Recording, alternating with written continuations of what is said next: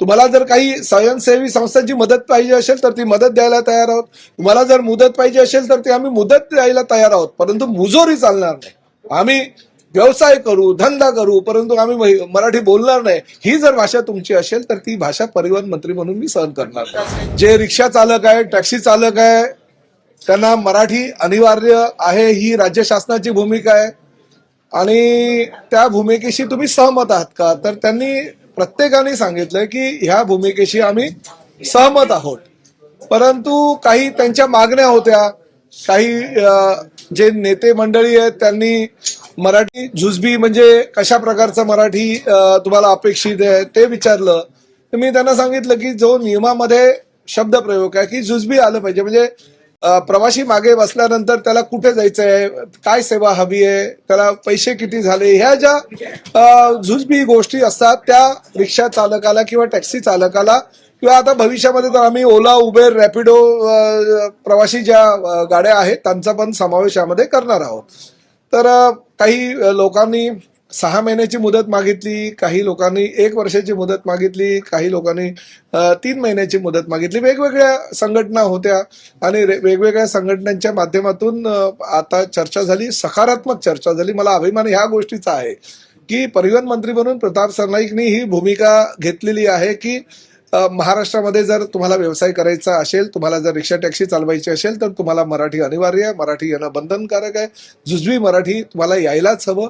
ह्या भूमिकेशी सगळ्यांनी सहमती दर्शवली. आता प्रश्न असा आहे की त्यांनी ह्याही गोष्टीशी पूर्तता करायचं सांगितलेलं आहे की आम्ही आमच्या रिक्षा संघटनांचे काही कार्यालय आहेत त्या ठिकाणी मराठी शिकवणी घेऊ.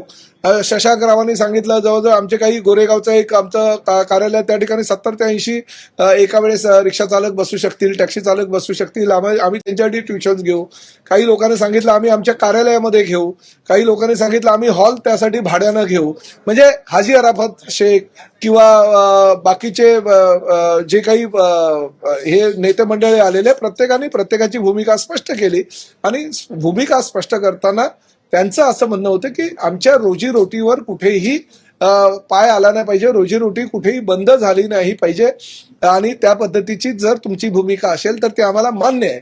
आणि आम्ही त्यांना सांगितलं की शेवटी हे राज्य शासन आहे, देशातलं प्रगत राज्य म्हणून परिचित आहे. मुख्यमंत्री आणि दोन्ही उपमुख्यमंत्री अतिशय चांगल्या प्रकारचं काम करत असताना रोजगार निर्मिती हे आमचा पहिलं उद्देश आहे आणि त्या माध्यमातून देशामध्ये रोजगार निर्मितीचं पहिलं राज्य करण्याचा आमचा मानस आहे.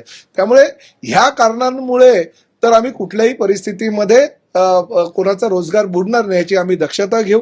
परंतु शेवटी तुम्ही जर असं म्हणाल की नाही आम्ही महाराष्ट्रात राहू, व्यवसाय करू, आम्ही रिक्षा चालू, आम्ही टॅक्सी चालू, परंतु आम्ही कुठल्याही परिस्थितीमध्ये हिंदीमध्येच बोलणार, मराठी बोलणार नाही, हे चालणार नाही.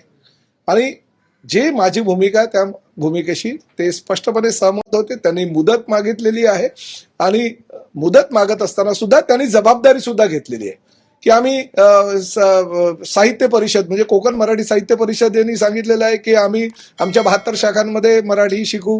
आमच्या मेहंदळताईंनी सांगितलेलं आहे की आमच्या मुंबई मराठी साहित्य संघातर्फे आम्ही मराठी शिकू. त्यांचं सुद्धा ज्ञान जे आहे, त्यांची सुद्धा मदत जी आहे ती घेण्याची भूमिका ह्या सर्वांनी ठरवलेली आहे. मी त्यांचं मनापासून आभार व्यक्त केलाय आणि त्यामुळे आमच्या भूमिकेशी, राज्य शासनाच्या भूमिकेशी सर्व रिक्षा टॅक्सी युनियनचे नेते तयार आहेत की आमच्या भूमिका जी योग्य आहे.